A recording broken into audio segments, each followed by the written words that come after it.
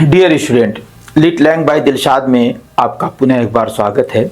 यदि आप BA year second और थर्ड सेमेस्टर के स्टूडेंट हैं, ईयर सेकेंड अर्थात थर्ड सेमेस्टर के स्टूडेंट हैं, तो ये वीडियो आपके लिए है और आप इस वीडियो के अंत तक बने रहिएगा।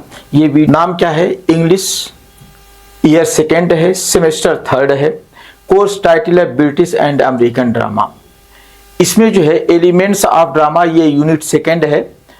अथोरियल इंस्ट्रक्शन, इसमें जो एलिमेंट्स ऑफ ड्रामा में हमको जो पढ़ना है, जो जो चीज़ों पर हमको अध्ययन करना है, जिन चीज़ों पे हमें परीक्षा में प्रश्न पूछे जाएंगे, वो है authorial introduction, cacophony, circumlocution, conflict, diction, epilogue, epithet, euphemism, euphony, malapropism. ये इतने टॉपिक्स इसमें पूछे जाएंगे। आज हम पहले बात कर रहे हैं इस पे एलिमेंट्स ऑफ ड्रामा पे। What is elements of drama? Elements of drama में ये चीज़ें आती हैं। देखिए, ड्रामा के एलिमेंट्स बहुत हैं, लेकिन आपको बेसिकली इन्हीं चीज़ों का अध्ययन करना है। जो ये दो, इसमें 5-6 चीज़ें आई हुई हैं। जैसे आपको मैं दिखला दूँ इसमें कि नंबर 1 है, ये नंबर 1 है ऑथोरियल इंट्रूजन है, नंबर 2 है कैकोफोनी है, सरकमक्लूजन है, कॉन्फ्लिक्ट है, डिक्शन है, इपीलॉग है, इपीथेट है, इफेमिज्म है, इफोफोनी है और मालाप्रोपिज्म है। ये इतनी चीज़ों को आपको पढ़ना है। इस तरीके से इसमें कितनी चीज़ आ गई? 1 2 3 4 5 6 7 8 9 चीज़ें इसमें आ गई। बहुत सी चीज़ें आती हैं। अगर हम बात करेंगे इसकी तो एक लंबा चौड़ा एक टॉपिक बनता है, लेकिन आपके लेवल को देख करके इतनी चीज़ों को इसमें शामिल किया गया है। इसको आपको आराम से पढ़ना है, आराम से इसको देखना है कि क्या क्या चीज़ें हैं। तो इसमें सबसे पहले हम बात कर लेते हैं किसकी? एलिमेंट्स ऑफ ड्रामा की। इसका पूरा डिस्कशन है। देखिए, एलिमेंट्स ऑफ ड्रामा क्या होता है, सबसे पहले आपको समझना होगा। तो इस एलिमेंट्स ऑफ ड्रामा में आपका इंट्रोडक्शन मैं बता दे रहा हूँ, एक अच्छा खासा बहुत शानदार इंट्रोडक्शन में दे रहा हूँ इसका कि एलिमेंट्स ऑफ ड्रामा आप समझ जाएं कि what is elements of drama. Elements of drama होता क्या है, इसमें क्या क्या चीज़ें आती हैं, किस तरीके से इसको अध्ययन किया जाता है। तो इसमें देखिए, इंट्रोडक्शन में देख लीजिए कि ड्रामा, सबसे पहले तो हमको जानना है कि व्हाट इज ड्रामा। तो drama is one of the oldest and most powerful form of literature. ये जो सबसे कहता है कि one of the oldest, sorry most नहीं है, ओल्डेस्ट एंड मोस्ट पावरफुल है कि एक जो ड्रामे के जो फॉर्म है उसमें ये सबसे पुराना फॉर्म है और सबसे ज़्यादा ताकतवर फॉर्म है ऑफ लिटरेचर। लिटरेचर के जितने फॉर्म्स हैं, लिटरेचर के बहुत से फॉर्म है, प्रोज है, पोएट्री है, इपिक है और बहुत सी चीज़ें हैं। तो उन चीज़ों में सबसे इम्पोर्टेंट चीज़ जो है, सबसे उनमें से सबसे पुराने में से एक है और सबसे ज़्यादा पावरफुल है फॉर्म ऑफ लिटरेचर। ड्रामा जो होता है सबसे मोस्ट पावरफुल या most powerful forms of literature है। लिटरेरी एक्सप्रेशन, लिटरेचर में देखिए एक्सप्रेस किया जाता है जो उस वक्त के जो होते थे, जो अच्छे लोग होते थे, जो जानकार होते थे, जिसे कहा जाता है कि इंटेलिजेंट लोग हुआ करते थे, या उनको कह लीजिए जो साहित्य समाज का अवलोकन करते थे और समाज को देखते थे, उनके बारे में बात कर लिया जाए कि जो लोग समाज को देखते थे तो लोग अपना एक्सप्रेशन देते थे और अपना एक्सप्रेशन वो कई तरीके से देते थे। कभी ड्रामा के फॉर्म में दे देते थे, कभी पोएट्री के फॉर्म में देते थे, कभी किसी फॉर्म दे देते थे। तो ये लोग जो थे ये अपना देते थे। ये जो फिलोसफर हुआ करते थे, जो सिस्टम को समझते थे, हाई क्वालिटीज फिलोसफर हुआ करते थे, तो ये लोग इसको एक्सप्रेस करते थे। The term drama comes from the Greek word dran. ये जो वर्ड ड्रामा आता है ना, ये वर्ड ड्राइन से आता है। मीनिंग होती है टू डू और टू एक्ट। इसका एक ग्रीक वर्ड है, ग्रीक वर्ड से इसको लिया गया है, जिसका अर्थ होता है टू डू और to act. It represent life through the action and the dialogue perform by actors on stage. देखिए, ये ड्रामा होता क्या है कि इसमें, ये ड्रामे में ये चीज होती है कि सबसे पहले ये कह रहा है कि इट रिप्रेजेंट लाइफ, ये जीवन को रिप्रेजेंट करता है। आप किसी के भी जीवन को ये रिप्रेजेंट करता है। अब समय के अनुसार ये बदलता गया, समय जैसे जैसे चेंज होता गया, लोगों के जानने की जो इच्छा बढ़ती गई कि हम किसके बारे में जानना चाहते हैं। कभी ये राजा महाराजा के बारे में जानना चाहते थे, कभी ये युद्ध के बारे में जानना चाहते थे। मनुष्य जो था कभी युद्ध के बारे में जानना चाहता था, राजा महाराजा के बारे में जानना चाहता था, किसी और विशेष पर्सन या आदमी के बारे में जानना चाहता था। फिर बाद में आकर के वो समाज के सबसे लोएस्ट लोगों के बारे में भी जानने का इच्छुक हुआ, तो समाज के सबसे लोएस्ट लोगों का भी ड्रामे में वर्णन किया गया। जो समाज, देखिए लोएस्ट कोई नहीं है, लेकिन हमने, हमारे माइंड ने, हमारे सोशल सिस्टम ने उनको लोएस्ट बनाया था। कोई ऐसी बात नहीं कि कोई लो पैदा होता है। एक सामाजिक ढांचा जो था, समाज के लोगों ने एक ऐसा ढांचा बनाया था जिसमें कैटेगराइज कर दिया था कि ये लो सिस्टम है, ये हाई सिस्टम है, ये मिडिल सिस्टम है, सब लोगों ने। और उससे बड़ा ये विडंबना ये थी कि उसको सब लोग मान भी रहे थे। कोई उसको जो है तुरंत एक्सपोज नहीं किया, उसका विरोध नहीं किया कि नहीं भाई हम हाउ वी आर लोएस्ट, किसी ने विरोध नहीं किया था। तो ये इस चीज में आई थी कि वो रिप्रेजेंट लाइफ थ्रू एक्शन, वो एक्शन के द्वारा उसको, जीवन को एक्सप्रेस करते थे। एंड डायलॉग, और उसे क्या था, perform by actors on the stage. अब जैसे जूलियस सीजर आप लोगों ने पढ़ा होगा शेक्सपियर की, वो 57 ईस्वी की स्टोरी है, उसे आकर के 16वीं शताब्दी में लिखा गया है। तो 16वीं शताब्दी में अब वो जूलियस सीजर तो आएगा नहीं, तो जूलियस सीजर के स्थान पर एक आदमी को खड़ा किया गया कि you are like Julius Caesar and you have to like Julius Caesar. What Julius Caesar do, you have to do. तो ये चीजें जो है इसमें आती हैं। ये जो है एक्टर्स, उन्हें कहा जाता था कि आपको उनकी तरीके से एक्ट करना है।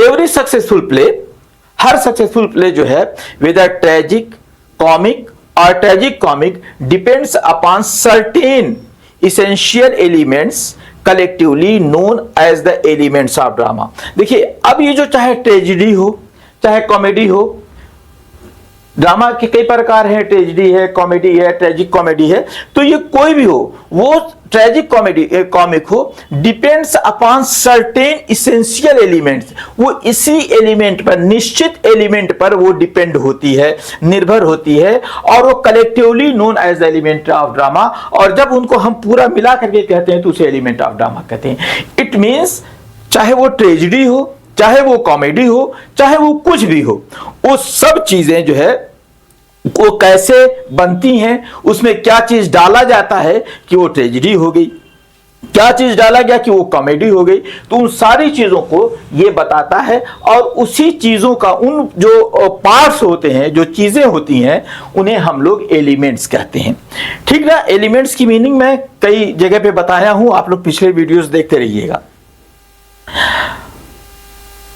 अब ये कहता है कि एलिमेंट्स ऑफ ड्रामा है, these elements shape the structure, mood and impact of A dramatic work. अब ये कहता है ये जो एलिमेंट होते हैं ना, वो एक आकार देते हैं, एक ढांचा देते हैं, एक स्ट्रक्चर बनाते हैं, एक ढांचा बनाते हैं। किस चीज का ढांचा बनाते हैं?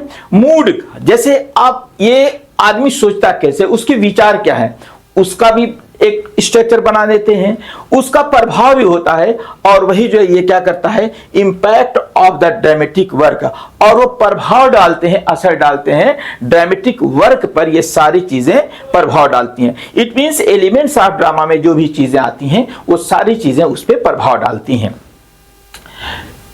आप लोग कितना भी वीडियो देखिए, जिस तरीके से मैं बता रहा हूं, आपको कोई वीडियो नहीं, करीब करीब मैं 20 टीचर्स के वीडियो देखा हूं, वो मुझसे सुंदर हो सकते हैं, मुझसे ज्यादा अट्रैक्टिव हो सकते हैं, लेकिन किसी ने भी मेरे ऐसी बात, मैं जिस तरीके से आपको समझा रहा हूं, बता रहा हूं, किसी ने नहीं बताया। कोई टाइम जब हम YouTube वीडियो बनाते हैं तो उसमें बहुत सी चीजें आती हैं, और उन चीजों को जब हम आपके सामने लाते हैं तो हमारे दिमाग में एक बात और बहुत गहराई से आती रहती है। हम वीडियो बनाते रहते हैं तो वो हमें डिस्टर्ब करती रहती है कि वीडियो लंबा ना हो जाए, वीडियो बड़ा न हो जाए, आपके लिए बोरिंग न हो जाए। लेकिन आप देखिए कि इसमें मैंने हर बात को ओपनली बता दिया है। तो अगर आपको सारी चीजें देखना है, ओपनली देखना है, तो इसको देखते रहिएगा। अब इसमें मेजर एलिमेंट्स ऑफ ड्रामा में जो एक आता है, जैसे देखिए प्लॉट आता है, ठीक ना। देखिए ये जो चीजें यहां पे हैं इसको तो मैं एक एक करके बताऊंगा। जो मैंने आपको इंट्रोडक्शन में ये सारी चीजें बताई हैं वो तो मैं आपको बताऊंगा, लेकिन उससे पहले कुछ एलिमेंट्स ऑफ ड्रामा में कुछ खास चीजें आती हैं, उसके बारे में जानिए जो इसके मेजर एलिमेंट्स ऑफ ड्रामा है। तो उसमें सबसे पहले आता है the plot. Plot is the backbone of any drama. It refers to the arrangement of the incident and action in a meaningful sequence. ये क्या है, प्लॉट जो होता है ना, ये एक बैकबोन होता है। बैकबोन कहते हैं रीढ़ की हड्डी को। जब अगर वो आपकी रीढ़ की हड्डी घायल हुई तो आप परेशान हो जाएंगे, आप बर्बाद हो जाएंगे। तो उसी तरह इसे बैकबोन कहा जाता है drama. It refers to the arrangement, ये रिफर्स करती है, ये अरेंजमेंट करता है। किस चीज को अरेंजमेंट करता है, रिफर्स, ये अरेंजमेंट करता है। इट रिफर्स, ये उल्लेख करता है या अरेंजमेंट करता है to the arrangement of the incident and action. वो घटनाओं को और एक्शन को वो अरेंज करता है। यानी कि ये जो है, ये जो प्लॉट जो होता है ना, ये चर्चा करता है किसको, टू द अरेंजमेंट को। अरेंजमेंट कहते हैं कि जो उसमें सिस्टम बनाया जाता है उसको करता है। ऑफ इंसिडेंट, घटनाओं, कैसे घटना, किसको कौन सी घटना कहां दिखानी है, एंड एक्शन, और कौन सा एक्शन दिखाना है, इन अ मीनिंगफुल सीक्वेंस। सबसे बड़ी चीज होती है ये सीक्वेंस में करता है, ये नहीं कि इधर उधर कर दिया। ये प्लॉट एक होता है। A well constructed plot has a clear beginning, middle and and. जो एक अच्छा जो कंस्ट्रक्ट प्लॉट होता है वो क्या करता है कि उसके अंदर क्लियर बिगिनिंग होती है, उसका मिडिल होता है एंड एंड होता है। जैसे अरिस्टोटल ने इसके बारे में कहा था कि इन हिज पोएटिक्स, वो कहते हैं Aristotle, considered plot as the soul of tragedy. Plot जो होता है ना, ये ड्रामे की जो है ट्रेजेडी की सोल होती है, आत्मा होती है। इट इंक्लूड्स, ये इंक्लूड्स करती है इसमें क्या चीज, एक्सपोजिशन। ये ध्यान दीजिएगा, ये बहुत सी चीजों को ये शो करता है। मैं मेरे एक वीडियो में आएगा, वीडियो वाले में जो है नावल के जो है प्लॉट में वो आएगा। देखिए ये जो प्लॉट होता है ये नावल में भी होता है, सभी स्टोरीज में, चाहे स्टोरी हो, चाहे नावल हो, चाहे लॉन्ग पोइम हो, उसमें ये प्लॉट आता है। तो प्लॉट में इसमें 5 चीजें बहुत इंपॉर्टेंट होती हैं। एक होता है exposition, introduction of the setting and character. ये जो एक्सपोजिशन होता है, इसमें एक्सपोजिशन में introduction of the setting and character, ये कैरेक्टर और उसकी सेटिंग को बता देता है। एक्सपोजिशन जो होता है वो उसमें कैरेक्टर और सेटिंग को बता देता है कि इसमें क्या क्या चीजें आएंगी। फिर उसके बाद दूसरे होता है rising action, development of a conflict. बहुत शॉर्ट में दे रहा हूं यहां पे, क्योंकि ये बहुत इसमें ये नहीं, बस आपको इंट्रोड्यूस करने के लिए बता रहा हूं। तो ये क्या करता है, डेवलपमेंट ऑफ कॉन्फ्लिक्ट है।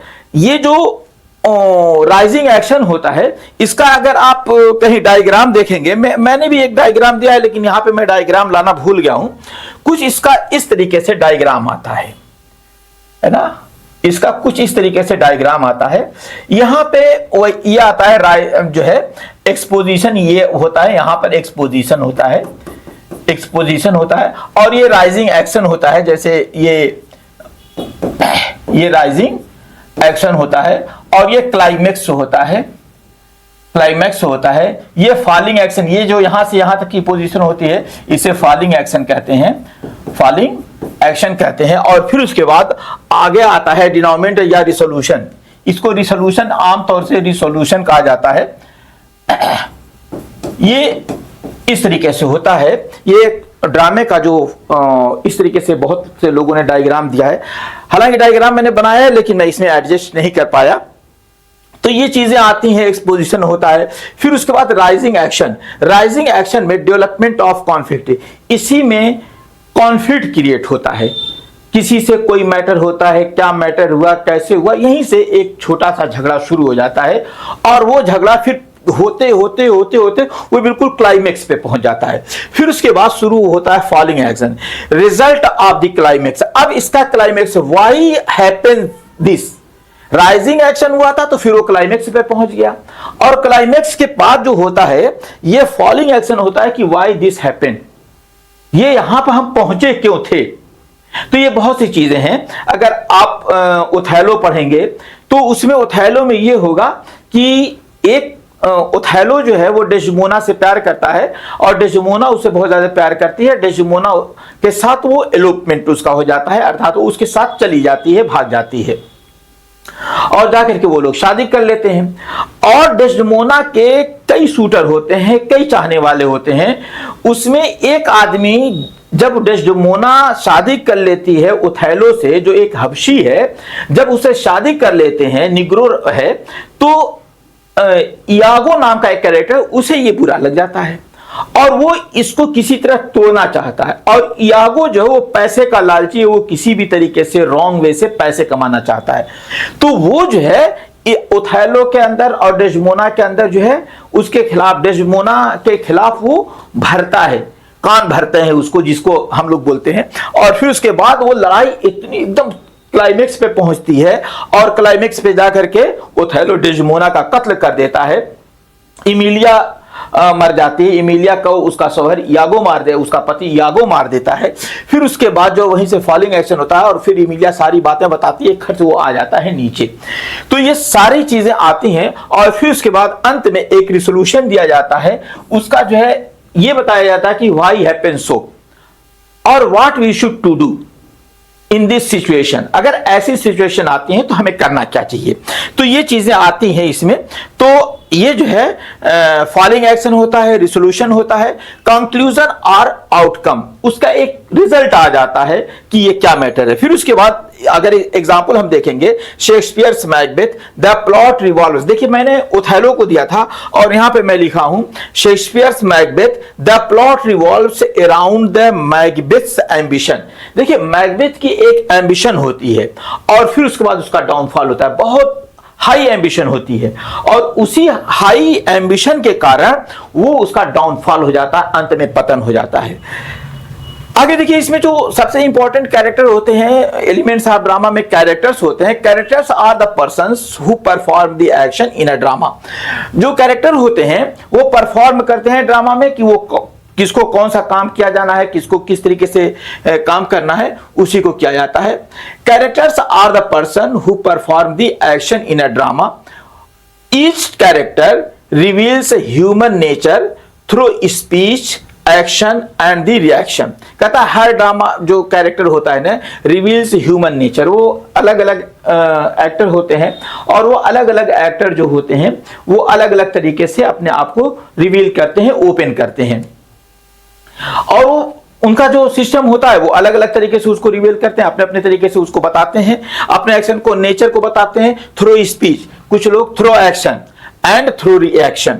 वो एक्शन भी करते हैं, रिएक्शन भी करते हैं, उसी से उनके विचार का पता लगता है, उनके बिहेवियर का पता लगता है, उनकी जो है और भी बहुत सी चीजें हैं जिससे पता लगता है कि वो किस टाइप का आदमी था, कैसा था, किस तरह वो काम करना चाहता था। अगर हम टाइप्स की कहते हैं, इसमें तो कौन कौन से टाइप्स आते हैं, अर्थात एक कैरेक्टर के टाइप्स कौन कौन से होते हैं। एक प्रोटोगोनिस्ट होता है, ध्यान दीजिएगा, एक प्रोटोगोनिस्ट होता है द मेन हीरो और सेंट्रल कैरेक्टर होता है। दूसरा होता है एंटागोनिस्ट जो होता है द अपोजिंग फोर्स और विलेन, जिसे हम लोग कहते हैं, जिसे जो विरोध में वो जो खड़ा होता है। और फिर उसके बाद तीसरा जो होता है फॉयल होता है, a contrasting character who highlights and other traits.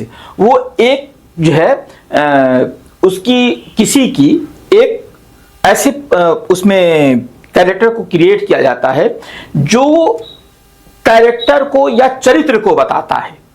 Traits के माने यहां पे किसी व्यक्ति के चरित्र या व्यक्तित्व की विशेषता, वो अनदर ट्रेट्स वो जो बताता है, यानी कि वो ऐसे ट्रेड्स बता देता है, उसका चरित्र या व्यक्तित्व का वर्णन करता है, जिसकी बुनियाद पे, जिसकी बेस पे जो क्रिटिक होते हैं या हम ही को मान लीजिए, हम ये बताते हैं कि क्या होना चाहिए था, कैसा होना चाहिए हमें आदमी को, तो वो सारी चीजें बताता है। उसे ये कहा जाता है फॉयल कहा जाता है।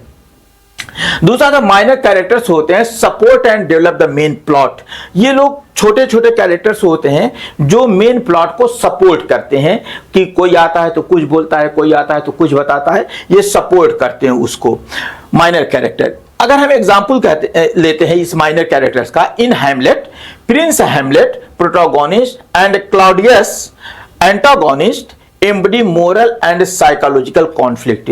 ये लोग जो क्या कहते हैं, एम्बडी, ये लोग उठाते हैं किसको, क्या करते हैं, अगर हम इसकी बात करते हैं तो ये एक इसके महत्वपूर्ण उदाहरण देखिए, एम्बडी के माने यहाँ श्रेष्ठ उदाहरण है एम्बडी मोरल एंड साइकोलॉजिकल कॉन्फ्लिक्ट। इनकी मोरल और साइकोलॉजिकल जो कॉन्फ्लिक्ट है वही वहां पे जाती है। अगर हैमलेट की बात करते हैं, हैमलेट है और प्रिंस हैमलेट है।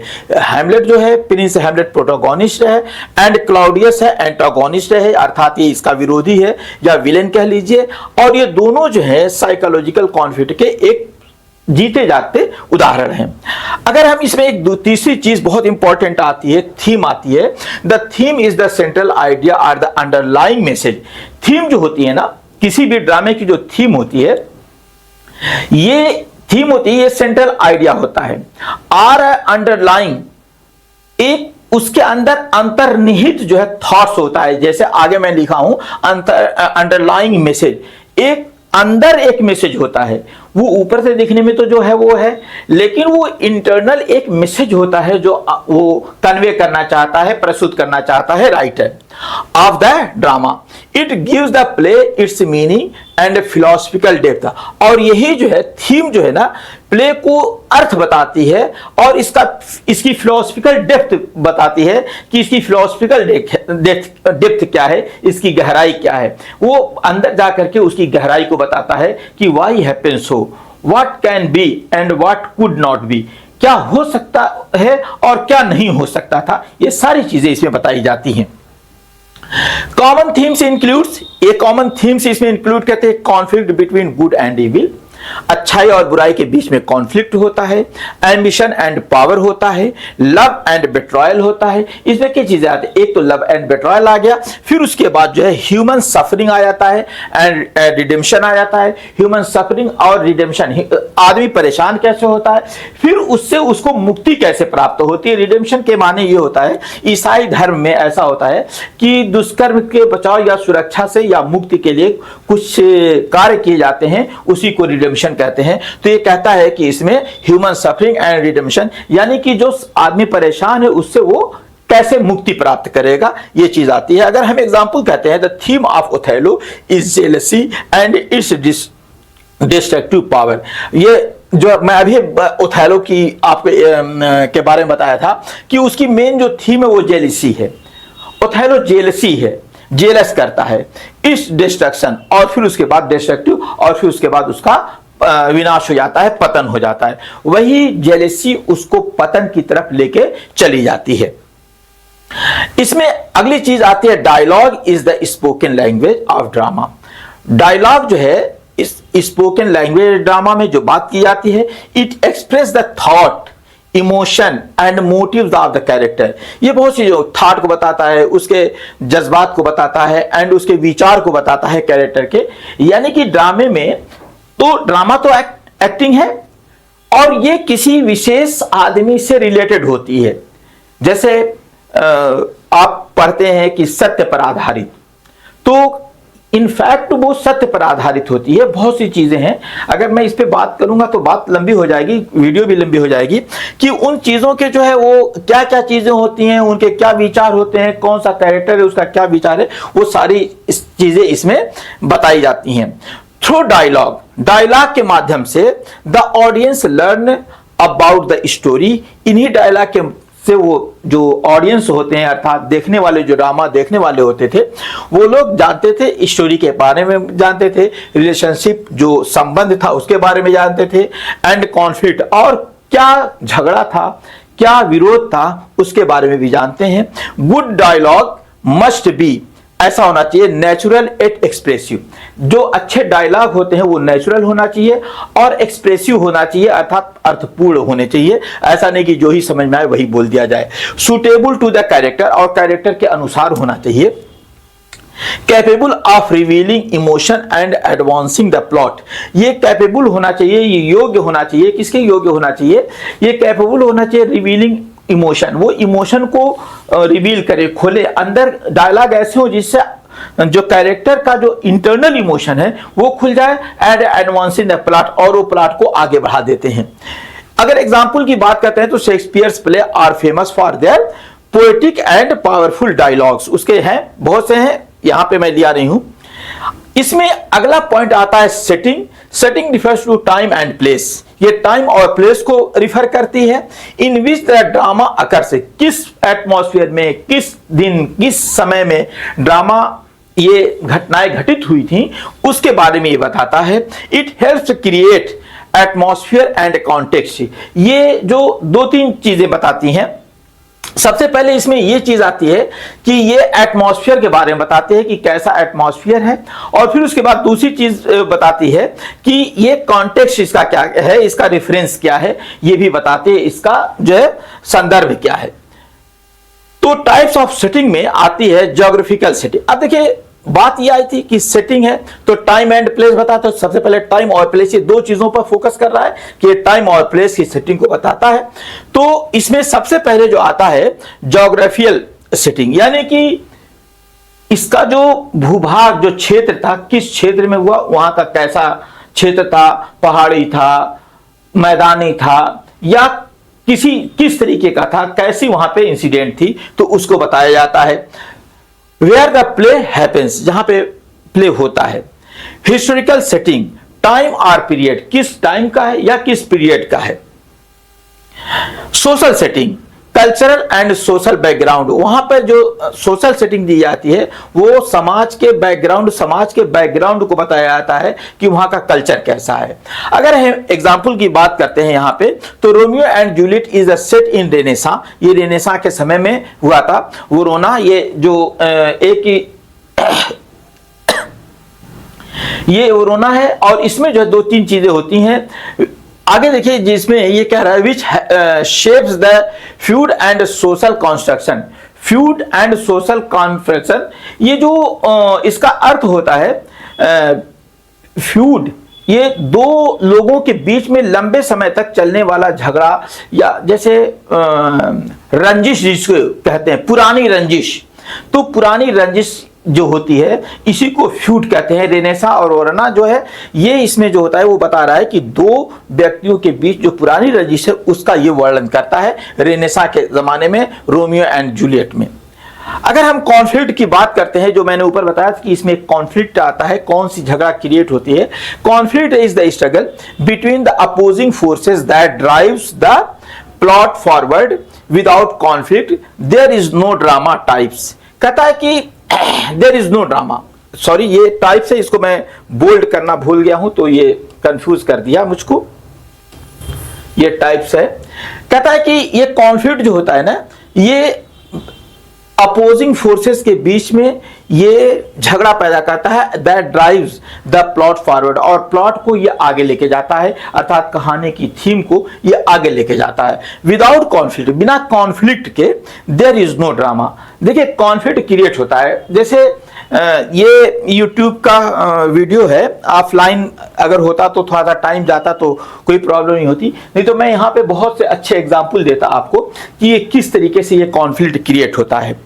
तो अगला आता है, अगर मैं कभी जो है ऑनलाइन क्लास में आता हूँ तो मैं इसके बारे में आप लोग मुझसे क्वेश्चन पूछ सकते हैं।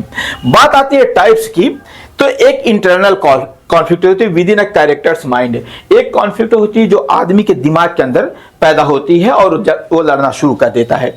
दूसरी होती है external conflict between the characters और the between a character and society, natural, fate. ये बहुत सी चीज होती है। एक तो बिटवीन द कैरेक्टर होती है, और दूसरी जो होती है सबसे खतरनाक जो लड़ाई होती है between a character and society, nature या फेट। आदमी की लड़ाई अपने भाग्य से भी होती है। वाई हैपेंस सो, मेरे साथ ऐसा क्यों हुआ, मैंने क्या किया था कि मेरे साथ ऐसा हो गया, तो वो अपने भाग्य को कोसता है। बहुत सी चीजें होती है, बहुत से लोग दुनिया में ऐसे हैं कि वो डिससेटिस्फाइड हैं, लेकिन किससे हैं, अपने पेरेंट्स से हैं, अपने समाज से हैं, अपने रिलेटिव से हैं, या खुद से हैं, उनको पता ही नहीं लगता, लेकिन उनके अंदर एक डिससेटिस्फैक्शन है, और वही डिससेटिस्फैक्शन यही कॉन्फ्लिक्ट क्रिएट करता है, ड्रामे का एक सिस्टम पैदा कर देता है। अगर हम इसमें एग्जाम्पल की बात करते हैं, इन Macbeth the hero faces inner conflict between the ambition and the morality.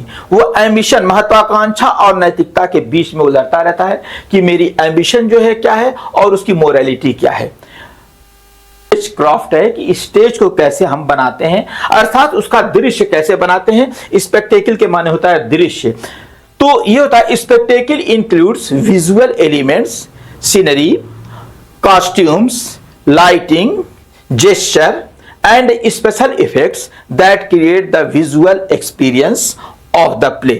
देखिए ये क्या होता है, स्पेक्टेकल जो है इसमें क्या क्या चीजें आती हैं, विजुअल एलिमेंट्स आते हैं, सीनरी आती है, कॉस्ट्यूम्स, उनके ड्रेस कैसे हैं उनके ड्रेस के बारे में बात किया जाता है, लाइटिंग कैसी है उसके बारे में किया जाता है, जेस्चर वो किस तरीके से आए, तो कैसे खड़े हुए, ऐसे खड़े हुए या वैसे खड़े हुए, किस तरीके से वो रुकते हैं, उनके जेस्चर को भी बताया जाता है। एंड स्पेशल इफेक्ट, और सबसे स्पेशल इफेक्ट होता है that create the visual experience, और वही दिखाने वाला एक्सपीरियंस क्रिएट करता है इसमें स्पेक्टेकल में ऑफ द प्ले, प्ले का वो एक्सपीरियंस प्रस्तुत करता है। While Aristotle called it the least artistic, हालांकि इसे अरिस्टोटल क्या कहता है, इसे लीस्ट आर्टिस्ट कहता है कि ये जो थोड़ा सा कम आर्टिस्टिक होता है।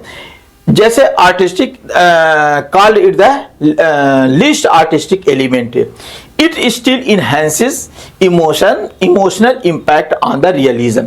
क्या इट स्टिल इनहेंसेस, ये क्या करता है, ये प्रभाव डालता है किस पे, इनहेंसेस, ये बढ़ाता है, इनहेंस करता है, बढ़ाता है द इमोशनल इंपैक्ट, जो इमोशनल यानी जज्बात है उसको बढ़ाता है, उसके प्रभाव को बढ़ाता है और उसके रियलिज्म को बढ़ाता है, उसके वास्तविकता को बढ़ाता है। ये सारी चीजें इसमें आती हैं। इनहेंस के माने यहां पे बढ़ाने से है।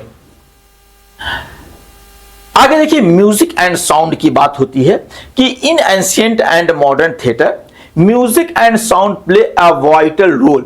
ये क्या होता है, in ancient and modern theatre, ancient और मॉडर्न थिएटर में music and sound play a vital role, एक जीवंत जो है ना रोल प्ले करता है, एक जीवित रोल प्ले करता है। अर्थात आप ये कह सकते हैं कि लिविंग आर्ट है और ये एक जो है वाइटल रोल देता है हमारे अंदर, vital role. They create mood, rhythm and emotion. Sorry, ये कहा था, हाँ, म्यूजिक एंड साउंड की बात हो रही थी। Music and sound in ancient and modern theatre music and sound play a vital role. ये एक वाइटल रोल, यह देखिए बहुत ही महत्वपूर्ण जो है ये होता है, ये आवश्यक रोल खेलती है। वैसे वाइटल के माने जीवन के भी होता है कि एक वाइटल रोल अदा करता है, महत्वपूर्ण रोल अदा करता है। दे क्रिएट मूड, दे क्रिएट मूड, वो मूड को क्रिएट करते हैं, रिदम को क्रिएट करते हैं, इमोशन को क्रिएट करते हैं, टोन को क्रिएट, इमोशनल टोन को क्रिएट करते हैं फ्रॉम बैकग्राउंड म्यूजिक, और म्यूजिक के बैकग्राउंड से टू सॉन्ग और द ड्रामेटिक पॉजेज। कभी कभी वहां पे थोड़ा सा रोक दिया जाता है या कोई सॉन्ग दे दिया जाता है, उसके द्वारा वो जो ऑडियंस होते हैं उनको मूड को डेवलप करता है। Sound aids power to the performance, और वो साउंड जो होता है परफॉर्मेंस को भी ताकत देता है। जिस तरीके का साउंड होगा पीछे से उस तरीके से वो आएगा। थोड़ा सा इस पे कंक्लूजन पे देख लेते हैं हम लोग। The elements of drama together create a living art form. ये एक लिविंग आर्ट फॉर्म है, अर्थात ये जीवित आर्ट फॉर्म है। When plot, character, theme, dialogue, setting, conflict, spectacle and the sound work in a harmony. ये क्या करते हैं, ये सारी चीजों के बीच सामंजस्य होता है। चाहे इसमें प्लॉट हो, कैरेक्टर हो, थीम हो, डायलॉग हो, सेटिंग हो, कॉन्फ्लिक्ट हो, स्पेक्टेकल हो या जो साउंड हो, वर्क हो, ये आपस में सामंजस्य बनाए रहते हैं। अगर ये आपस में सामंजस्य न बनाए रहे तो ड्रामा बेकार हो जाएगा, खराब हो जाएगा। तो ये बताता है बिकम्स अ रिफ्लेक्शन। आगे क्या कहता है, and sound work in harmony, the play becomes a reflection of life। और प्ले इस प्रकार से एक रिफ्लेक्शन हो जाता है, एक प्रतिबिंब हो जाता है जीवन का, itself, खुद। इंटेंस, इमोशनल एंड मीनिंगफुल, और इंटेंस हो जाता है।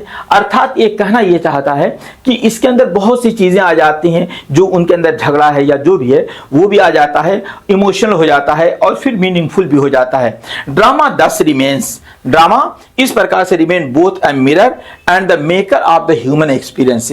ये इंसान का, मनुष्य का जो मिरर भी होता है और मेकर ऑफ ह्यूमन एक्सपीरियंस, और इंसान के एक्सपीरियंस को भी बनाता है। हम ड्रामा देखते हैं तो उससे बहुत सी चीजें हमें पता लगती हैं और फिर उसके बाद हम उस अनुसार जीवन के बारे में सोचते हैं। लेकिन एक मैं बहुत वास्तविक बात बता दूं कि आप चाहे जो भी प्ले देखिए, चाहे जो भी ड्रामा देखिए, चाहे जो भी फिल्म देखिए, उसमें आपको एक लेसन दिया जाता है कि you have not to do so. आपको एक अच्छा आदमी बनना चाहिए, बुरा आदमी नहीं बनना चाहिए। लेकिन सोचिए कि ड्रामे का इतिहास कब से है? एंशिएंट एज से है। हम 500 साल ईसा पूर्व से हम ड्रामा देखते हैं और ड्रामे ने हमें एक मोरल लेसन दिया, लेकिन हम उस मोरालिटी को कभी फॉलो नहीं करते हैं। ये मनुष्य उस मोरालिटी को कभी फॉलो नहीं करता है। मोरालिटी जो मनुष्य जो है अपने अहंग में डूबा रहता है, अपने घमंड में डूबा रहता है। वो जब उसके पास पावर मिलता है तो ये नहीं सोचता है कि मैं क्या कर रहा हूं, उसके दिमाग में यही रहता है कि this power is for ever. Even ये प्लेस जो है दिखाते हैं कि आज आपने जो पावर प्राप्त किया है, अगर गैर इलीगल तरीके से पावर प्राप्त किया है तो वो इलीगल तरीके से ही वो चला जाएगा, आप बेमौत मारे जाते हैं। तो लेकिन हमने कभी इन सब चीजों से सीखा नहीं। हम अपने घमंड में चूर हैं, हमको जो मिला हम उसी पर ये हैं। हमको थोड़ा सा कानून का सहारा मिल गया, हमने दूसरे को दबा दिया, दूसरे को जो है ऐसा दबाया कि वो मरने के लिए तैयार हो गया। तो इस तरीके की चीजें आती हैं। हम कभी सुधरने वाले नहीं, मनुष्य कभी सुधरने वाला नहीं है। ये सारी चीजें कहते हैं कि ये मिरर एंड मेकर, ये क्या होता है? आप ह्यूमन एक्सपीरियंस, ह्यूमन के एक्सपीरियंस को बनाता है, लेकिन कोई बनता नहीं है। चलिए आगे देखते हैं। थोड़ा सा नाटक के तो ये हिंदी है, आप इसको देख लीजिएगा। ध्यान दीजिएगा कि ये जो ट्रांसलेशन है ये मैंने गूगल ट्रांसलेशन से किया है, इस पे बहुत ज्यादा डिपेंड मत होइएगा। और दूसरी बात मैं बता दूं, मैंने इसको बहुत, हिंदी को मैं बहुत ध्यान से पढ़ता भी नहीं हूं, बस आगे हाथ थोड़ा सा आगे पीछे देख लेता हूं। आप रोक करके इसको थोड़ा सा पढ़ लेंगे, आपको थोड़ा सा कोऑपरेशन मिलेगा इससे। ऐसा मत सोचिएगा कि ये बिल्कुल बेकार चीज है, सारी चीजें इसमें हैं।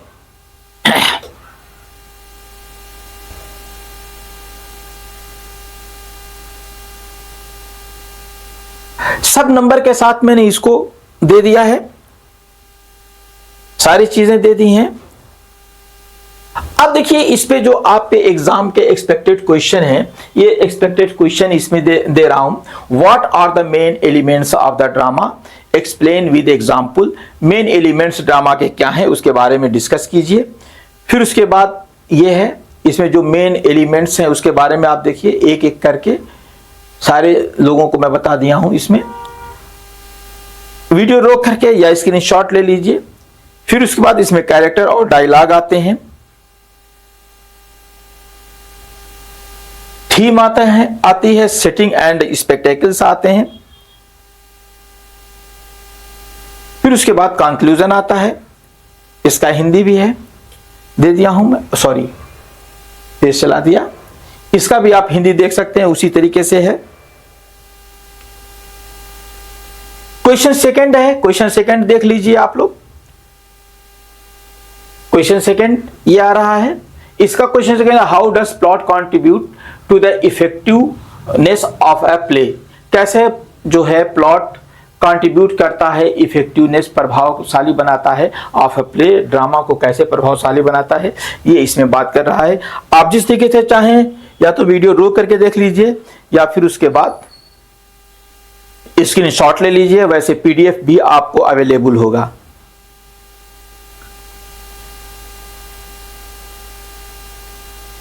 इसको मैंने ट्रांसलेट भी कर दिया है ताकि आपको प्रॉब्लम ना हो। क्वेश्चन को भी मैंने ट्रांसलेट कर दिया है।